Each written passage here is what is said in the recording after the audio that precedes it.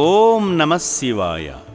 యాదాద్రి భువనగిరి జిల్లా సిరిపురం వాస్తవ్యులైన ఏ ఉపేంద్ర రవీందర్ రెడ్డి గారు తమ ప్రియమైన మనవడు చిరంజీవి మోక్షజ్ఞరెడ్డి ప్రథమ జన్మదినాన్ని పురస్కరించుకుని చౌటుప్పల్లోని అమ్మా నాన్న అనాథ ఆశ్రమానికి తమ కుటుంబ సభ్యులతో కలిసి విచ్చేసి అభాగ్యులకు అండగా నిలిచారు.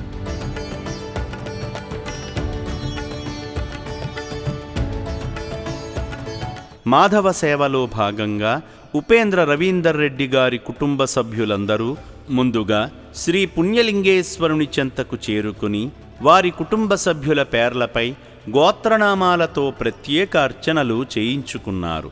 భక్తి శ్రద్ధలతో ముక్కంటికి స్వయంగా అభిషేకం చేసి శివయ్య పరిపూర్ణ ఆశీస్సులు పొందారు.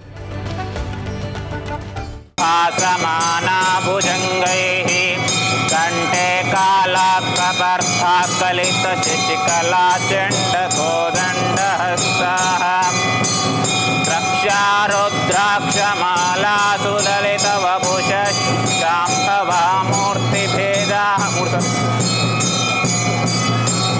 రుద్రశ్రీ రుద్రసూక్త ప్రకటిత విభవా న ప్రయచ్చంతు సూక్ష్యం.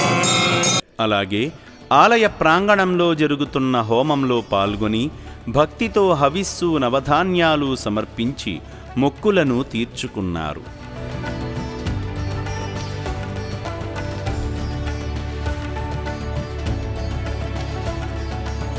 అనంతరం ఈ శివబంధువులు నూతనంగా నిర్మిస్తున్న శివాలయ నిర్మాణ పనులలో భాగమై తమ వంతుగా ఇటుక సాయం చేసి శివయ్య కృపకు పాత్రులయ్యారు. మానవ సేవలో భాగంగా రక్షణాలయాన్ని సందర్శించిన ఉపేంద్ర రవీందర్ రెడ్డి గారు రాజాశేఖర్ రెడ్డి శిల్పాగార్ల కుమారుడు చిరంజీవి మోక్షజ్ఞరెడ్డి ప్రథమ పుట్టినరోజును పురస్కరించుకొని తాతయ్య నాయనమ్మల తరపున రామన్నపేట వాస్తవ్యులైన ఫ్యాక్స్ వైస్ చైర్మన్ గార్ల తరపున రక్షణాలయంలో జీవిస్తున్న 600 మంది అభాగ్యులకు అన్నదానం చేసి పరమేశ్వరుని పరిపూర్ణ అనుగ్రహానికి పాత్రులయ్యారు.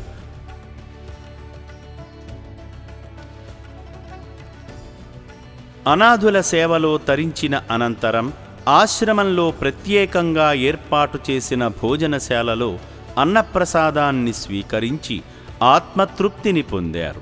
చిట్టి తండ్రి మోక్షజ్ఞరెడ్డి జన్మదినాన్ని ఇలా సేవాశ్రమంలో జరిపి ఎందరికో ఆదర్శంగా నిలిచిన ఏ ఉపేంద్ర రవీందర్ రెడ్డి గారి కుటుంబం ఆయురారోగ్య అష్టైశ్వర్యాలతో వర్ధిల్లాలని, చిరంజీవి మోక్షజ్ఞరెడ్డి భవిష్యత్తు ఉజ్వలంగా ఉండాలని అమ్మా నాన్న అనాథ ఆశ్రమం మనస్ఫూర్తిగా కోరుకుంటుంది.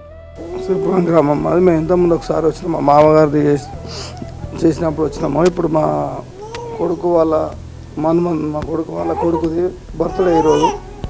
దానివల్ల గుడికి అన్నదానం కార్యక్రమానికి ఇక్కడికి వచ్చినాము.